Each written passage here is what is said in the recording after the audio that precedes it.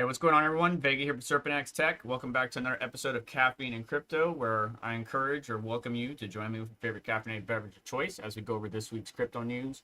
We got a crazy storm on top of us right now, and I am watching some frames getting dropped during the stream, so my apologies for that, wherever you are on X, Twitch, or YouTube. There it is, dipping now, coming back.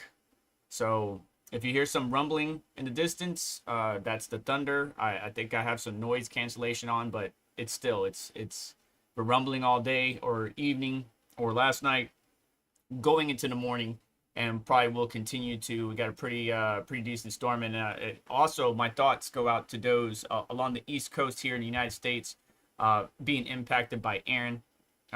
She sucked up most of the moisture away from Northeast Florida, but we still have a lot of moisture here that's leading to some significant storms. No, I haven't done a couple of the things, like, for example, TechMan made some recommendations. Haven't done that yet. Still got to install the copper rod. I was waiting for the grounding wire, 6-gauge grounding wire. I just got it from my friend, but I'm not going to go install it during a fucking storm. So, yeah, and I cursed 3 minutes into the video, so let's see if YouTube demonetizes me. But the market yesterday was looking pretty good as far as the altcoins go, with the messaging from Jerome Powell, and there's still some uncertainty, but some positivity throughout. You can see Ethereum's up to 4,700. It was up higher yesterday. XRP over $3. BNB still in the 800s. Solana over $200. Avalanche over 26 or 25. Dot over $4. So a few of the altcoins in the deep greens. Some of the altcoins, most of them have pulled back since yesterday's exuberance. And if we look at the chart here, we can see on the BTC USD chart from Bitfinex, basically we're kind of being supported right now. So we want to maintain the support throughout the weekend, in my opinion. We might have some fallback still. I think really September 17th is still on my calendar as far as a date to monitor. While the chances of the Fed cutting rates is, I think, in the 80s right now, I'm still monitoring it to see how things turn out. Realistically, we talked about this. We've done shorts about it on the channel if you're not familiar. Basically, if we get Jerome Powell to cut rates, even if it's a 0.25 basis point cut, if we get continued inflows or maybe some record-setting inflows for the Bitcoin ETFs, if we get some easing trade tensions and deals made with China and various countries regarding the tariffs and trade, free market trade, then I think that will be the 3-point catalyst that we need to see this market, at least Bitcoin and the altcoins, go through a record-setting cycle. But right now we're sitting at 114, almost 115,000. EMA ribbons are looking good on the daily. Obviously, if you're playing the short-term time scale, if you set up a buy opportunity above 108 and then sold, a stop loss to protect you just in case, of course, but sold at 113 something, there's some good range there that you could have been making some profit in, right? We could see that earlier this week, which started on Sunday the 17th, we were up around 118,000, pulled back, started the week dropping from 117, almost 118, all the way down to 115, and then dropped even further on Tuesday. But have since recovered from those drops earlier this week, but now we're sitting in the middle right now, just mid-range, seeing how things go. I think the weekend is going to be choppy sideways, and then maybe next week we start to get back to what's going on. But obviously, everybody was concerned or on edge on how Jerome Powell was going to go, right? That's the thing. And obviously there was some positivity that came out of their messaging recently, but we're still waiting on finalized. But some of the messaging that's coming out breathe some positivity into the market, especially for the altcoins like Ethereum.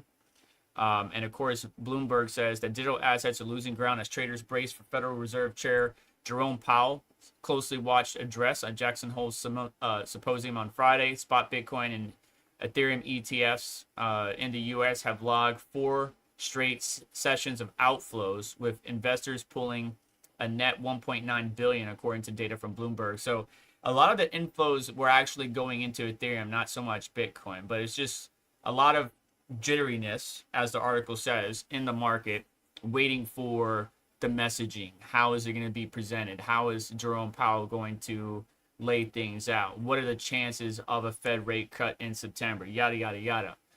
So more positive news, but still kind of like a meh, right? Like not anything explosive that's just going to set us off. So those three catalysts I've been talking about on the channel is still what I'm looking for. But anyways, Bitcoin, blah, blah, blah, August 14th, while pushing Ether to within touching distance of its own all-time high. Ethereum getting closer to its all-time high. Bitcoin kind of still struggling. Fed by an array of corporate crypto accumulators built in the mold of Michael Saylor's strategy, now appears to be dwindling. I guess they're talking about other companies. So we know all the companies that have positioned themselves and are saying, hey, we're going to buy X amount of Bitcoin.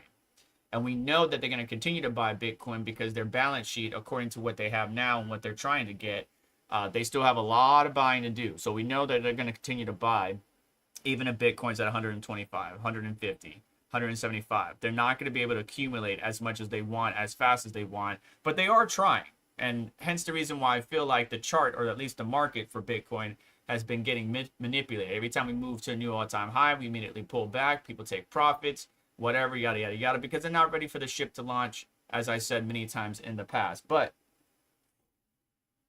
while we're straying from Satoshi's original vision, in order for Bitcoin to become this global asset that everybody, including banks and centralized entities, but not only them, but us, the individual, to have life-changing opportunities, Bitcoin needs to be in this sector, I guess you could say.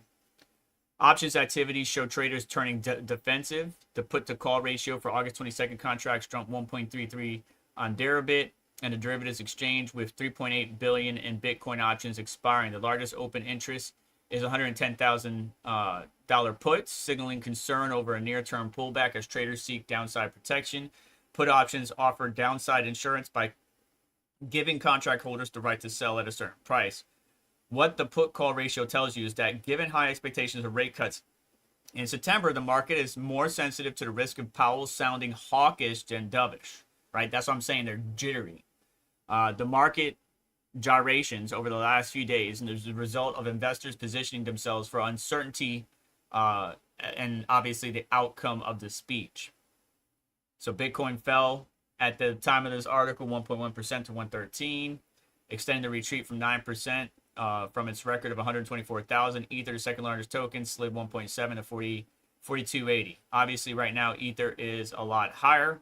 DJT still criticizes Jerome Powell's cautiousness. And I know that, and I understand why DJT wants Jerome Powell to cut rates, but I understand why Jerome Powell is also not cutting rates until we get a little bit more certainty for our manufacturing and stuff like that to know what the metal is going to be at a certain price if they bought a certain quantity. Let's look at the Ethereum chart real quick. Look at that. Look at that. So Ethereum is looking very strong right now. I know a lot of my miners that watch this channel have moved on from Ethereum, but some of you that are still hanging on to a little bitty bit, I think you guys are going to be able to take profits here in the future. If not by the end of 2025, then sometime in 2026. I would urge you, again, as I always say to everybody that watches this channel, make sure you have those numbers in your head, those prices, those target highs in your head. Hey, I'm going to sell 25% at this amount. I'm going to sell 50% at this amount. Have those numbers ready to go because I want you to take advantage of that, take profits, take care of debts, take care of your family, whatever you need to do. But yeah, so if we zoom out on the daily, we still have not crest over Ethereum's previous all-time high, but you can see that's a level of resistance now. So we'll see how things turn out. I think some exchanges saw Ethereum break its previous all-time high. So 14889. I would like to see 4900 flat, but yeah, I think some exchanges saw it, but not all. It kind of broke it. It kind of broke it. But anyways, it's turned resistance now. And if we look at Ethereum to BTC, You know, Ethereum has been weak for so long that to see some of this strength here is obviously positive news. And I think when Ethereum climbs, you're going to see your altcoins, some of your favorite altcoins also climb as it ushers in a, you know, maybe it's a short-term alt season, whatever. I know everybody keeps saying alt season, alt season, alt season, or alt season's dead, whatever.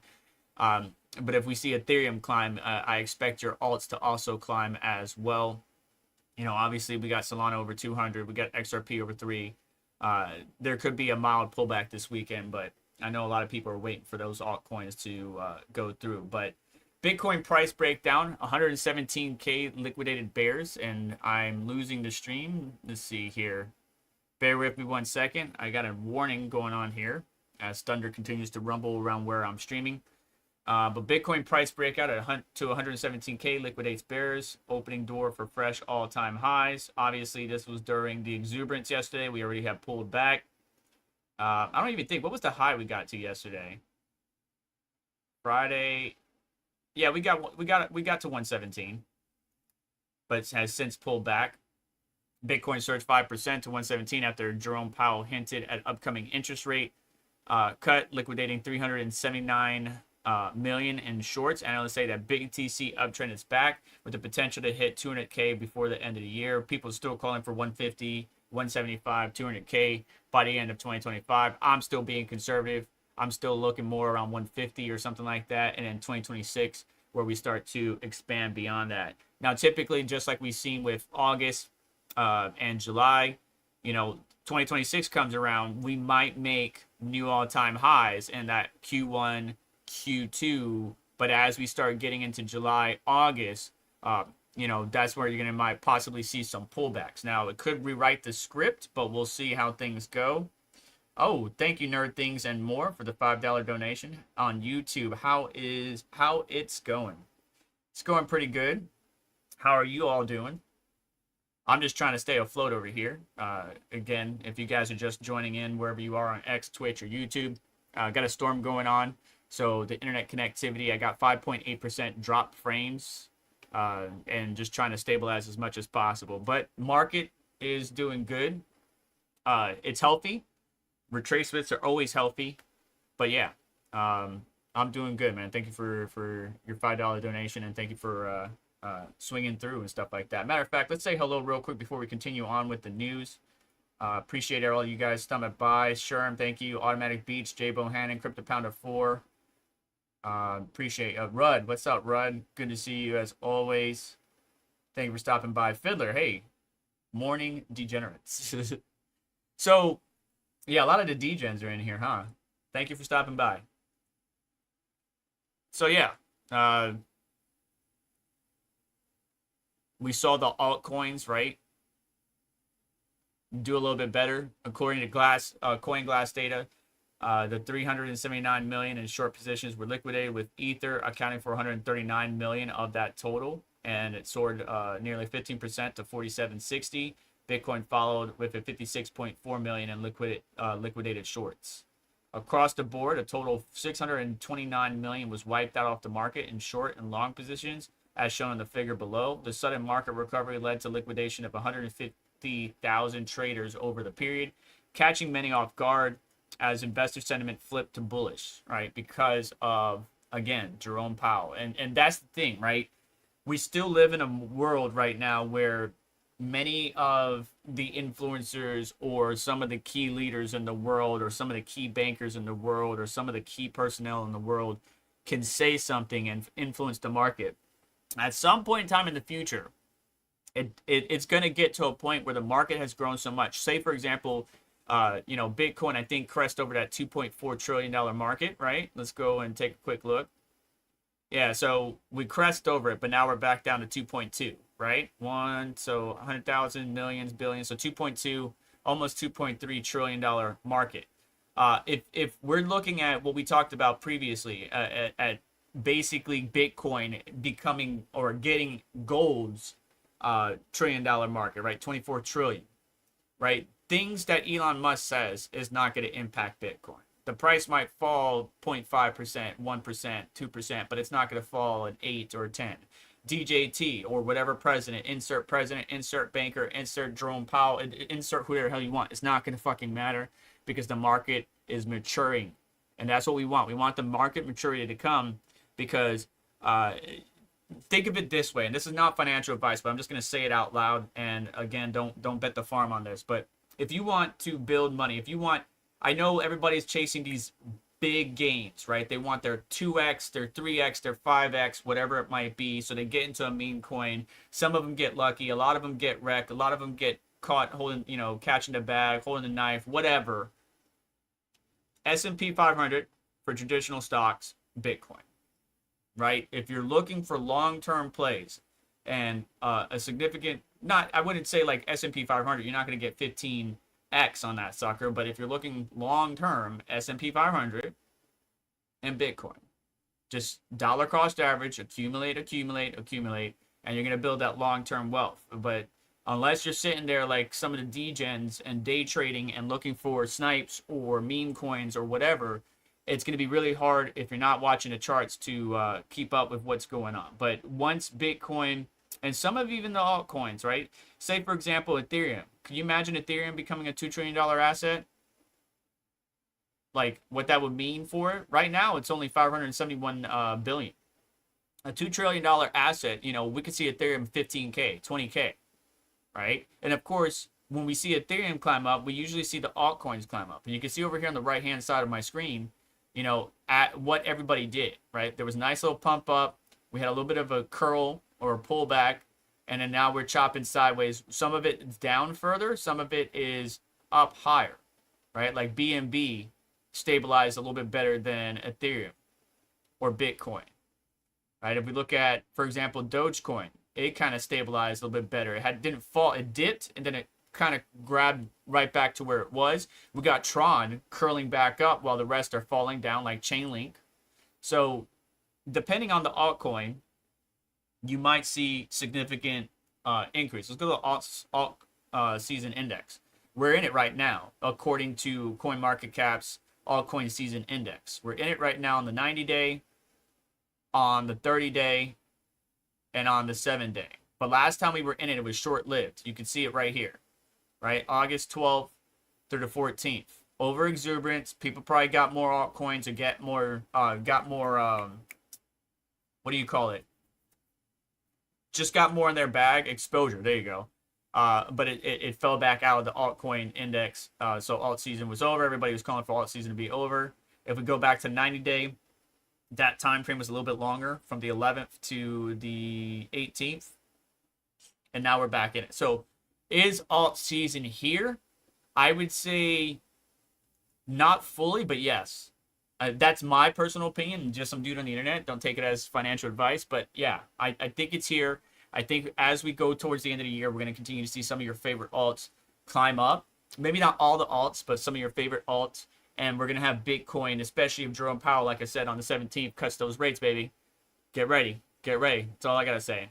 But anyways, Bitcoin analysts say uptrend is back. BTC sweeps lows between 112, providing traders with a good entry position, according to MN Capital founder Michael Van der Poel. Earlier this week, Van der Poel told his ex-followers to be on the lookout for a sweep beneath the August 3rd low of 111.9 as a great area to accumulate. A small sweep took place, an immediate massive move upward on Bitcoin, he said on X, posting Friday, talking about right here on this chart, right? The green entry position.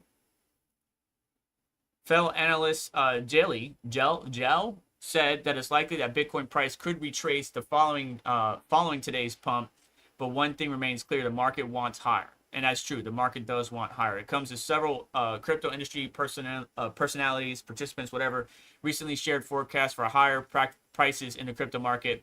Like Bitquant said on Monday that the cycle top target is 145 for Bitcoin was still in play throughout 2025. So that's why I'm saying 150. So a lot of the other analysts out there are kind of like I'm in the same ballpark as them. They're more expert than I am. I am not an expert by any means. I just learned how to look at the chart, look at the trends, look at what's going on, and try to make decisions and stuff like that, which is why I mine crypto and then I use it to accumulate more crypto by auto trading, whether it's 3 commas, your Telegram bot bots or some of your other favorite bots. I'm always trying to accumulate and expand in my position using what little I have, guys. I am always broke. I want to make sure that it's crystal clear, right? Every time I get paid, I literally have a couple $100 to make it 2 weeks. If I did not have the missus, this household would not be able to run right? She helps me out with, insurance, groceries, all this stuff. It's a team effort here at this household. But what little I do have, I am working to build the long-term financial freedom for my family, for my younger ones, right? Both my boys are graduated. One is in construction, the other one's in college. I am doing the best I can to make sure that they have a secure future. I'm not looking right this second, right this minute, right this day. I'm looking weeks, months, years in advance. So if you're playing the short game, yeah, there's some opportunities for sure, but you need to be sitting in front of the charts in order to take advantage of those opportunities and know how to read those charts. But if you're not, and you're just trying to build long term, S&P 500, Bitcoin. Maybe you could get some altcoins here and there. I know a lot of Bitcoin maxis would say no, but a lot of people in XRP are making good gains. And a lot of my friends are telling me all their, how they're looking when they got XRP at 23 cents, 30 cents, whatever it might be. Moving on, crypto sentiment returns to greed as Bitcoin and Ether spike on Fed speech, right? Same thing that we were just talking about. The chances of, matter of fact, let's go look up the chances of that. The CME, what is it called? The CME, Fed CME watch tool.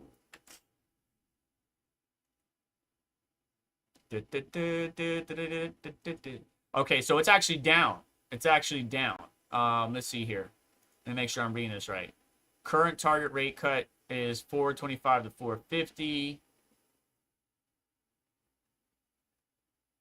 So the chances of them cutting rates on September 17th is high,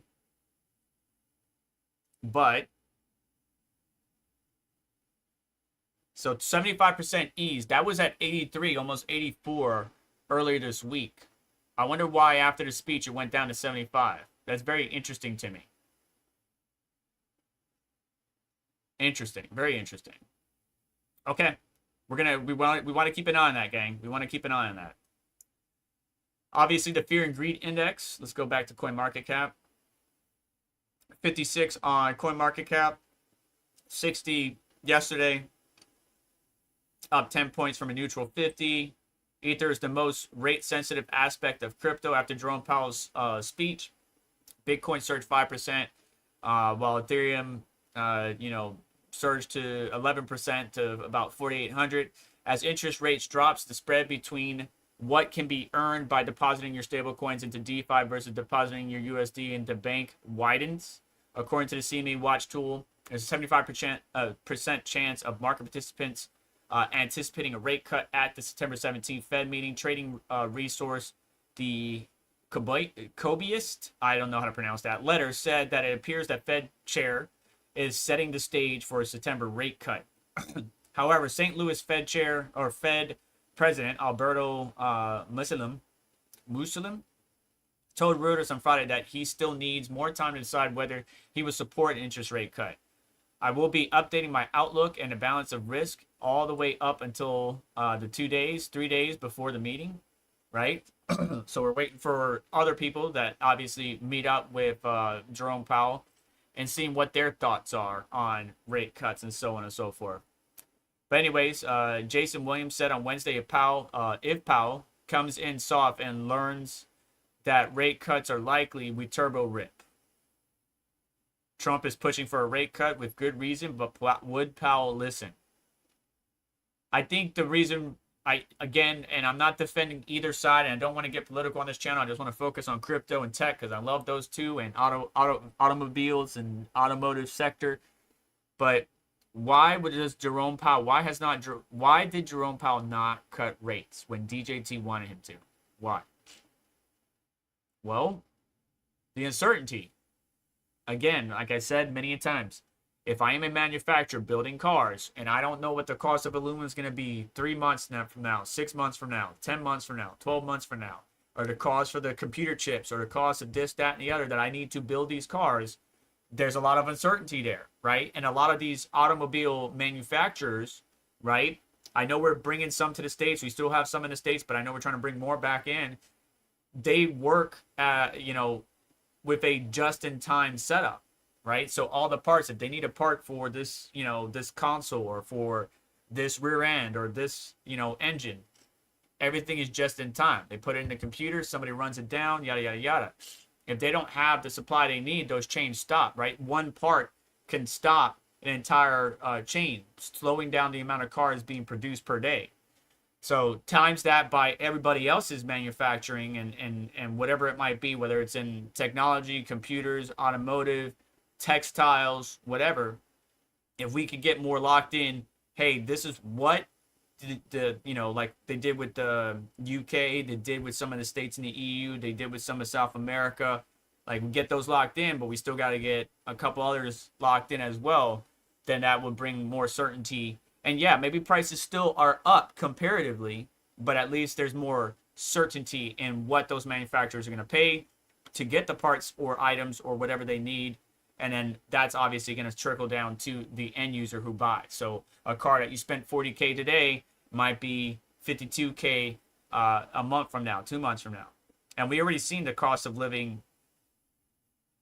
I don't know about you guys, but the cost of living is up comparatively to what it used to be a couple years ago, which is why it's tougher now. But some of you might not have it tougher. Some of you might don't give a shit. You can pay whatever you want for XYZ food, item, manufactured goods, whatever. But blue collar, paycheck to paycheck people definitely have seen, the hit from it, especially since, everything has gone up across the board. Ethereum, Bitcoin spike after Powell signals interest rate cut. Same thing. All the news articles are about this. Same thing that we've been talking about. The 15 minutes of Powell's speech started. Bitcoin jumped around from 114, from 112, nearly 2.5%, blah, blah, blah. It's the same shit, right?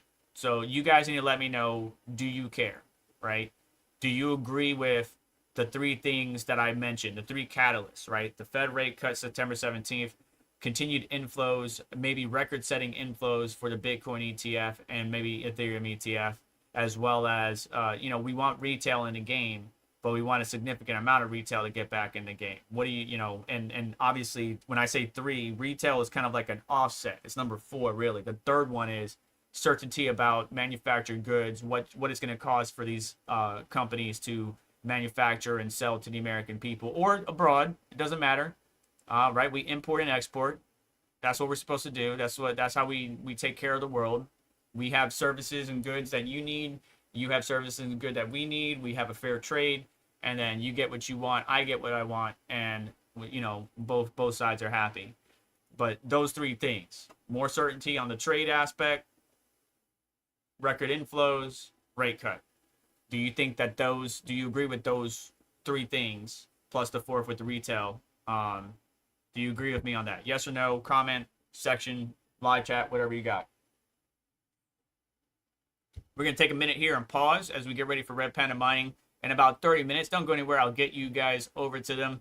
I'll redirect you. But I do want to converse with the live chat here. So bear with me.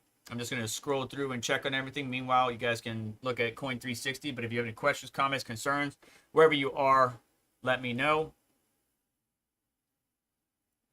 All right, Sherm, everybody's saying good morning. Good morning. Cool, cool, cool. Got their coffee. Let's go. ETH to 10K says automatic beats.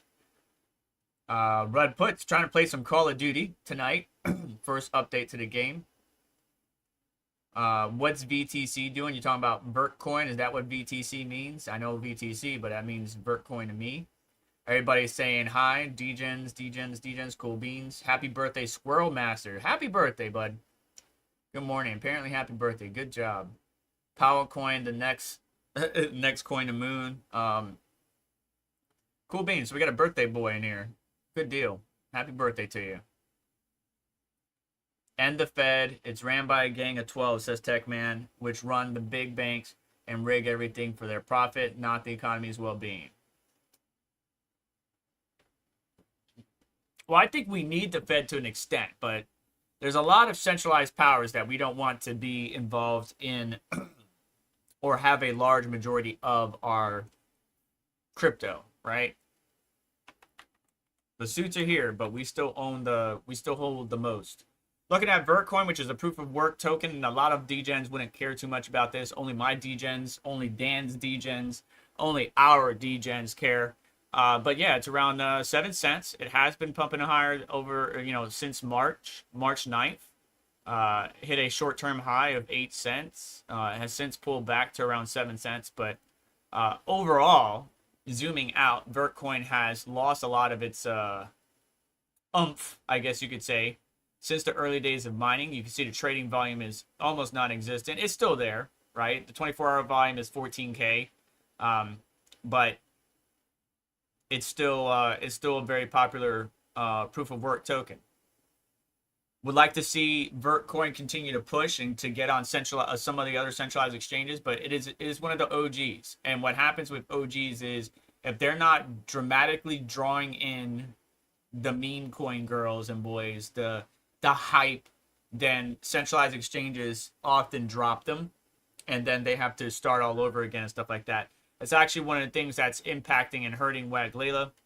The team is still working hard. It is a proof of work meme coin. Vertcoin is not a meme coin. I was just saying, if it's not a token that draws in hype and meme coin craze, then centralized entities normally don't give a shit about it, and then it only falls to a handful of exchanges.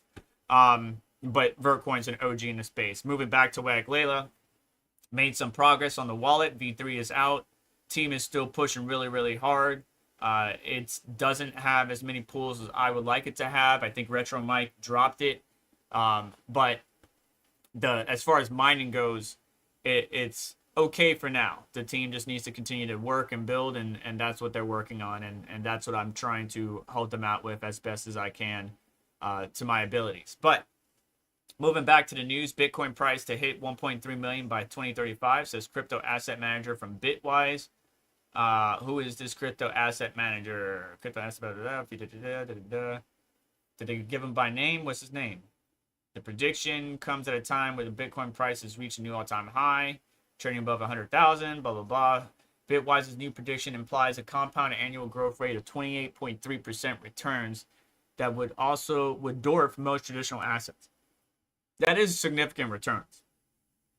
Though the firm cautions that volatility will remain the defining feature of the market, even if the trend's lower than past cycles. So, three forces will drive this adoption and appreciation, is what they say. Analyst by Matt Hogan. The first catalyst is Bitcoin to ongoing emergence in institutional grade assets, so ETFs. The second is the rising demand for hard asset exposure in an inflationary environment. And the third will be the fixed nature of its supply, right? The M2 money supply, we know how it's doing. We know how Bitcoin tends to follow, right? It's a lagging indicator. I think 150 days. Correct me if I'm wrong, 150 days. But if you overlay the M2 money supply, as Techman mentioned with Bitcoin, let's just say Bitcoin's down here, M2 money supply is up here. We expect Bitcoin to go higher. End of story, right? Now, the 4-year cycle. Bitwise also said that Bitcoin's historic 4-year cycle thesis, which has long been a touchstone for traders, is no longer relevant. So that's what we were talking about in the shorts and on the channel before about the cycle being broken, is the 4-year cycles isn't going to do what it used to do in the past because the environment's different. The entire ecosystem of Bitcoin and crypto is completely changing, right? Whether it's the ETFs, whether it's the suits with retail, whether it's the centralized entities, the suits and retail, it doesn't matter. Like, the entire ecosystem is different. So those drawdowns, while they might still be expansive, are becoming lessened as the market matures, is basically what it boils down to.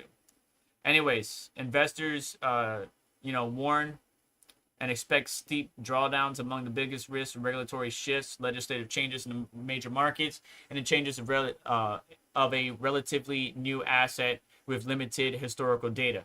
Even though Bitcoin's been around since 2008 is when it was created. It really got going 2009, 2010, 2011. So let's say 2010 to 2020. Bitcoin's only 15 years old. right? It's 17, but 15 years old. Like, it still has a lot to go. It's still fairly new, but how fast it's been maturing, how fast it's been growing is absolutely astronomical. So long story short, in summary, while the Bitwise asset manager believes that Bitcoin's price could be 1.3 million by 2035, probably looking at the overall market cap, the chances of Bitcoin hitting the 24 trillion market cap, blah, blah, blah, and a number of other variables. They're urging caution. But 2035, 10 years from now, right? I hope to be alive, right? I won't even be able to retire at that time, according to traditional means, working, 401k, stuff like that, age. But if you have your Bitcoin, and let's say for example, let's go look this up real quick. BTC, and I'll check your questions in just a minute. BTC to USD. Let's say we spent 10K right now. 10K right now. That's 0.087 Bitcoin. Right? So 0.087 Bitcoin times, let's say Bitcoin hits 1.3 million. That would turn $10,000 into $113,000. Not financial advice, but I mean, would that be life-changing money to you? I mean, that'd probably pay off a car. That'd probably pay off some of your debt. That probably could pay off your car and some of your debt. For most houses, you know, I don't have too many houses around here that are only 113,000. They're usually 150 or above. So, but that could be a pretty penny into 113,000. What do you think? Would that be a huge impact to you? Yes or no? Let me know in the live chat wherever you are in the world. And Rud Puts, thank you for being a member, a techie member for 30 months. OG, appreciate you. Did you ever make it back home? Hit me up in Discord. I still got to send something to you because you are one of the members that won the Mars lander, which I still got to ship to you. Techman says you could buy a hamburger. You buy a bunch of hamburgers. Any comments on Polygon? We'll check that in just a moment. Let me see here real quick. 3 altcoins to watch in September for gains. SpacePay, Ethereum, Dogecoin. Now, this article was written by 99 Bitcoins on TradingView. I don't know what SpacePay is. Ethereum and Dogecoin, says this article. You got to be careful with some of these articles because they'll recommend some shitcoin that you don't care about. And then next thing you know, you get locked into it and you catch the knife or whatever it might be. But let's go see what SpacePay is real quick. What is SpacePay? And then we'll go take a look at Polygon. I don't even know what SpacePay is. Hang on.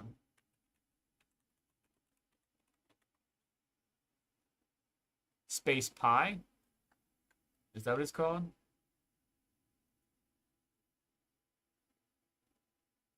Future payments with SpacePay, invest in tomorrow. What is this? Point of sales. So is it like Square but with crypto?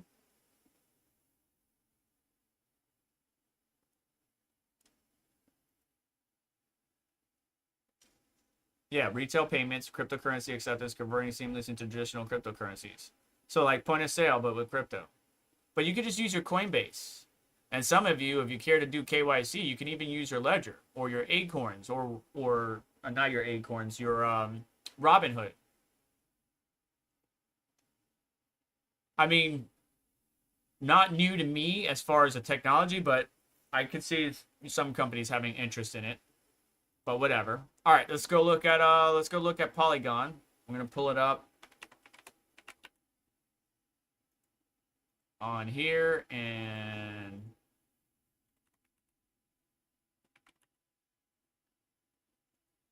here. All right.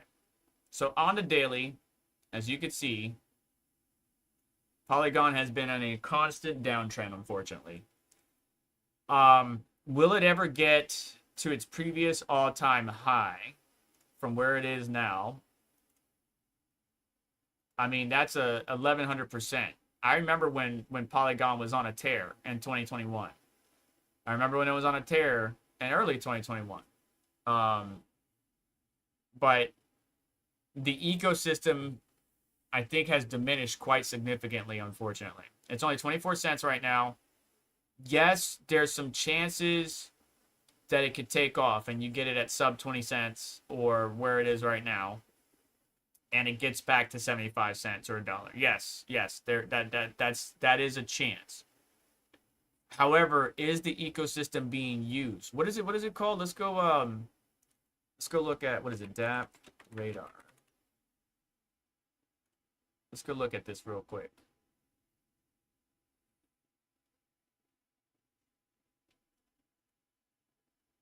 Web3 ecosystems.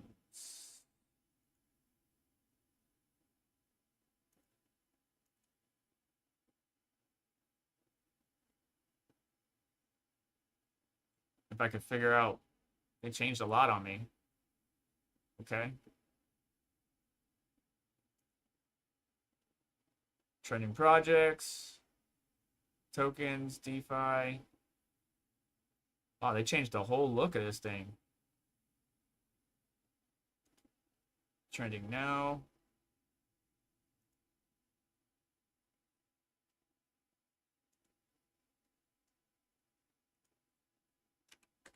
Top. DeFi ecos.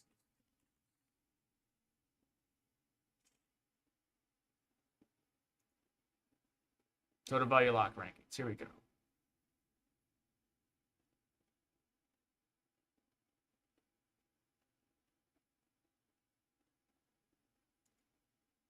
Chains. Oh, they changed a lot. Where is Polygon? Polygon. There's Polygon. Let's get Binance Smart Chain. Let's get Ethereum.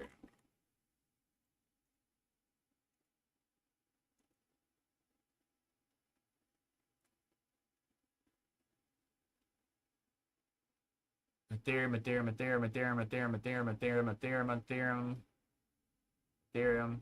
Everything. Everything's on Ethereum.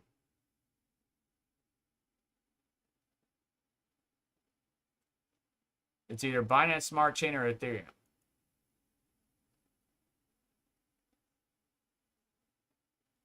So Polygon is just losing so much. What is it? Polygon.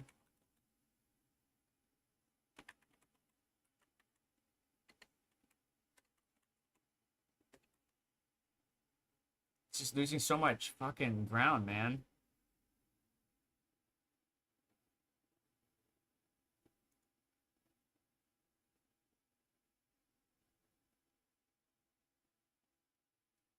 Sales. Okay, so there's some volume here, but nowhere near. So Courtyard has the most volume.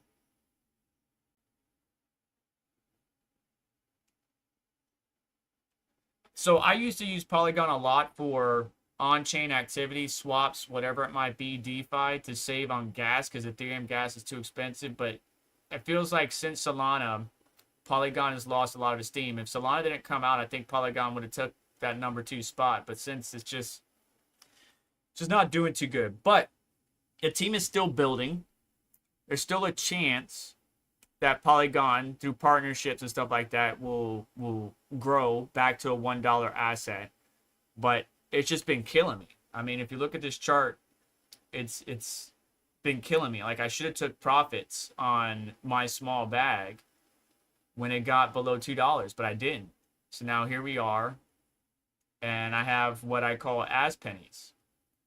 So I hope that Polygon can get back to $1 or above. I hope, but you can wish in one hand and shit in another and see which one fills up faster. Like, you can't operate on hope.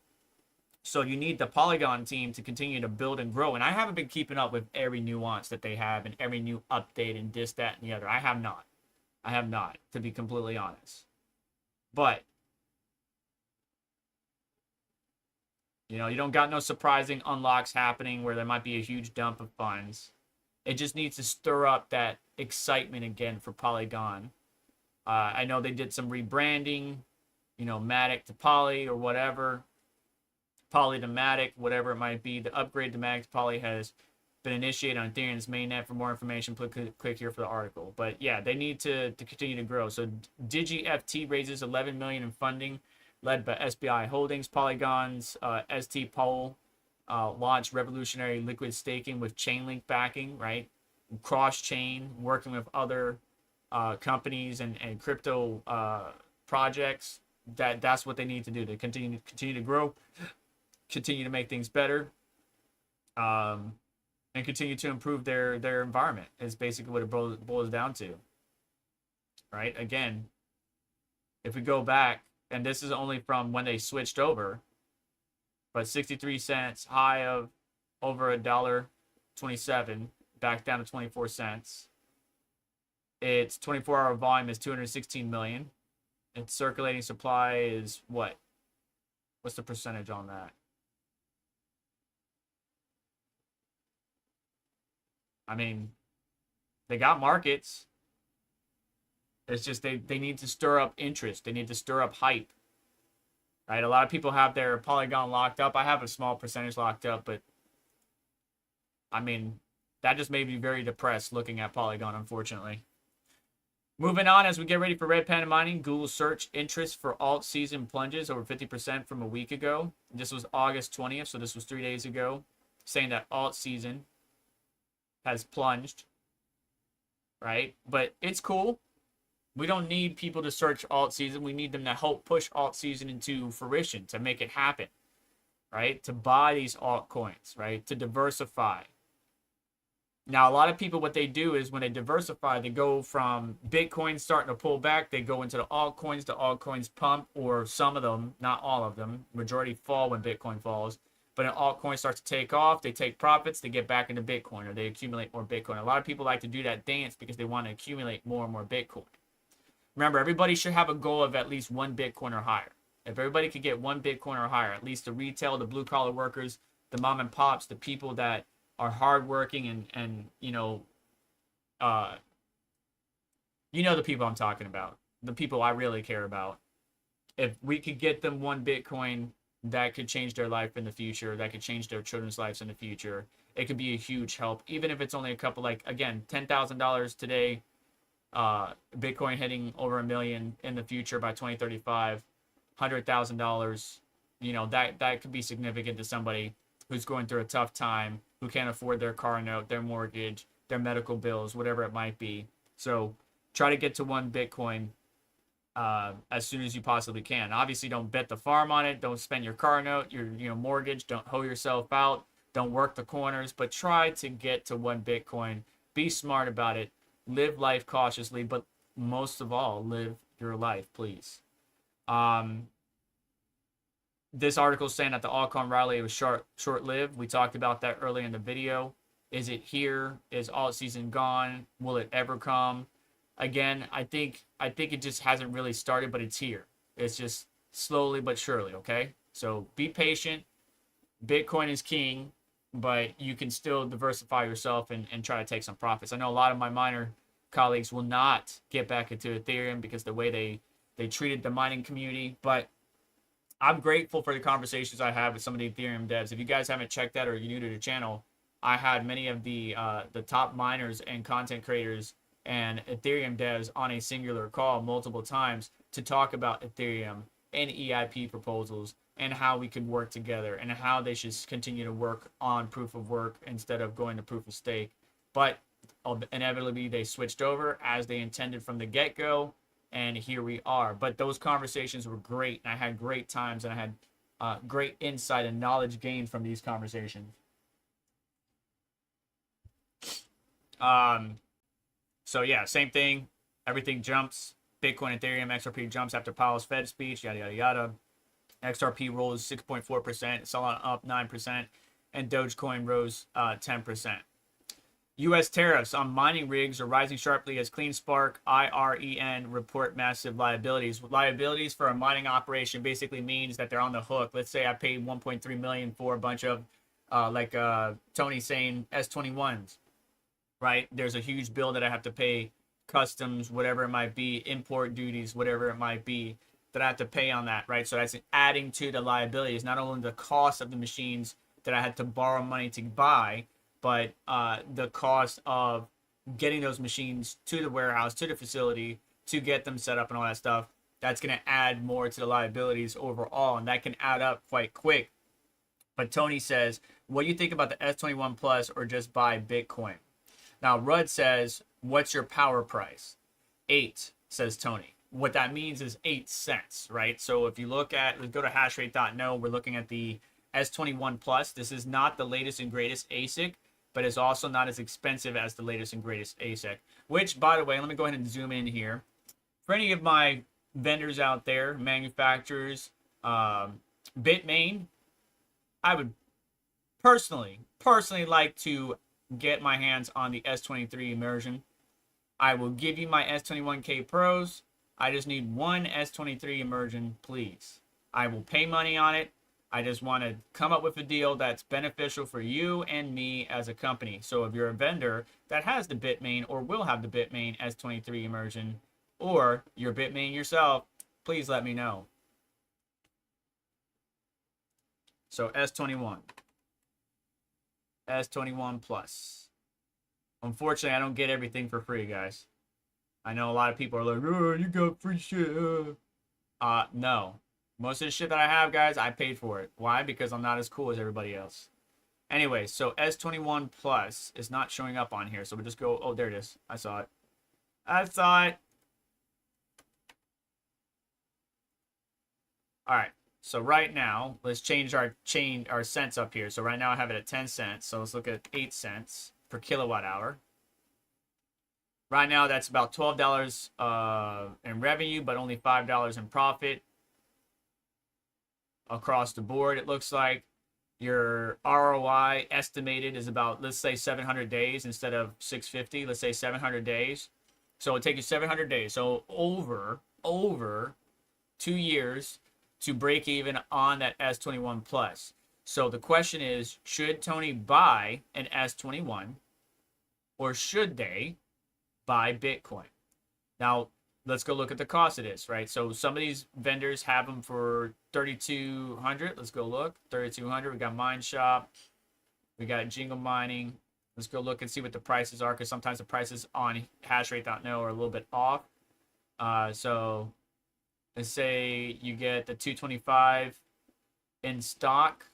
That's $32.29. 38.52, 28.50. Oh, I have a link if you need it, Tony. So Jingle Mining has the cheapest S21 Plus. 225 is 2,900. Yeah, like Jingle Mining has the cheapest one. If you want, hit me up offline. Maybe I could get you in touch. If not, let me go get the link real quick for you. I'll drop it in the live chat, because if you are going to buy, Jingle Mining looks to be the cheapest one right now. But again, the question is, should he buy Bitcoin or should he buy the miner? So right now, the cheapest we can get it is $29.70. $29.70 is the cheapest Tony can get it right now. So if he spent, let's say, $3,000, if he spent $3,000 on the ASIC versus, let's see here.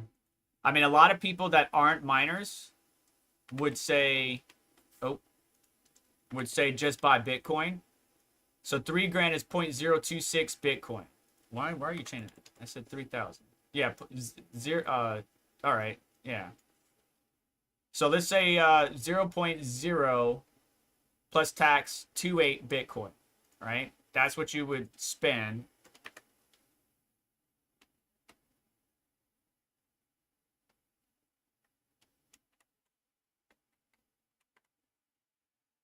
With taxes and everything, to get back to that number, it's going to take you almost 800 days. So while I am a miner, and I would say, Tony, go ahead and join the mining community and mine Bitcoin, there are a lot of variables, right? Electric rate, we already know it's 8 cents. Do you have the thermal capability? Do you have the electrical capability? Will it be able to operate 24/7 without disturbance, without issue, right? Is there a risk of your electrical company raising rates on you because they see you drawing more power than your average household or whatever, blah, blah, blah, blah, because they're dicks like me, right? I'm getting screwed over by my company because they see I'm drawing more power and so they want to charge me more. They're not doing good to offset with renewables. They're burning more and more fossil fuels to keep up with the electricity rates and stuff like that, or demand. So it depends on your electric company. If they're good, if they're energy efficient, if they have a good ESG mix where they're not just using nothing but fossil fuels, but they have some solar, maybe some hydro, and some fossil fuels, good mix overall. They've been consistent with their power. If you can deliver that power safely, right? These things draw a lot of juice, guys. All right, so you need a 30 amp breaker. You need your Leviathan outlet. You need your PDU.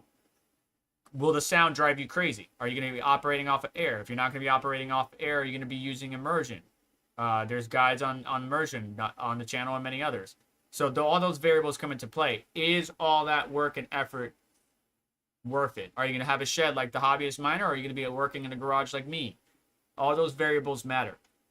Because if you have to do all this work to get this one ASIC up and running, and then it's going to take you over 2 years to make what you spent back, and then the rest is all for you to keep, right? As the S21 is already not the most efficient, right? Like my S19K Pros are way outdated, right? They're not the most efficient. You know, the amount of Bitcoin you're going to earn over days is going to reduce as we move forward. You can see the yield right here is 0.3015. So that's a lot. So all those variables come into it. If you want my short answer, if you enjoy mining and participating in mining, helping secure the network, and you love this community, yes. But right now, everybody, the way the world is going, the way things are going, you'd be better off just buying Bitcoin. But if you did consider buying, please check out the link that I just shared with you. And I saw Red Panda in here earlier. Protoed your mom. I don't know what's going on. Hawk can get cheaper. So I'm guessing you mean Terra hosting. All right, Red Panda Mining is about to go live in 1 minute. I'm going to send you guys on over there. Northern Crypto and Tech, LOL. Hawk beats anyone's price. I mine as a business so I can expense it. But the new gen ASICs coming out are insane. They are. I would love an S23, but they are expensive for sure. For Canada, the tariffs make it not worth it to buy at this point. Most of the stuff passes through the USA. Tony, good question. I have 3 30 amp circuits and some more. Electric company, no problem. Cool. All right, then you look like you're in a good set. You don't mind the noise. You're going to run off of air, immersion. You're going to hydro, whatever. Those are other variables you want to consider. Why does Panda get cheaper price the more power he uses? I don't know. He's got a cool power company. I don't. Yes, don't forget the sound. Other risk, BTC price goes down. Better, more miners hash rate increase. Yep. Or do you have nuclear power like me? Yeah, right. Right. I have ventilation, sound taken care of. Thanks. I'll check in with Jingle. All right, cool. So it looks like you made your mind up, Tony. Good luck. Get your S21. You know, wherever the cheapest manufacturer is, if you just go and find it, whether it's through ASIC miner value or hashrate.no, and you find, like, say for example, a miner but it's cheap at a different vendor, see if I have the link, because I might have a link to one of the vendors, an affiliate link. Like I saw BT Miners had one of the cheapest out of everybody else, and so I have a BT Miners link. If Jingle Mining is the cheapest, I might have a Jingle Miners link. Just go through my videos and you'll see it. I usually post it in the description. But Red Panda Mining is about to be live. Let's see here. Yep, they're live. So I'm going to send you guys on over there. Let's see what else you guys got. Swap 7 KYC free BTC by mining. That's worth a ton. Sherm, other risk miner could break. Yes, make sure you're aware of the maintenance it's going to take. If you set your miner to run at 75C, they're not that loud. My fan runs about 2700 RPM instead of 5000. All right, cool, cool. Everybody's good. Everybody's good. Yes, smash that like button. Smash that like button wherever you are. And I'll see you next Saturday. I'm going to go knock out some stuff, some honeydews for the parents, Sergeant, Mama Serp, all that good stuff. You guys take care of yourself. Do me a favor on the way out. Hit that like button. Get subscribed. Hit notification bell to stay up to date. As well as check out additional links in the description to help support the channel and what we do here. And yeah, have a wonderful day. Go hang out with Serpent and then Rabbit Mining after that. Or not Serpent. Hang out with Red Panda and then Rabbit Mining after that. I'm Serpent. Right? Right?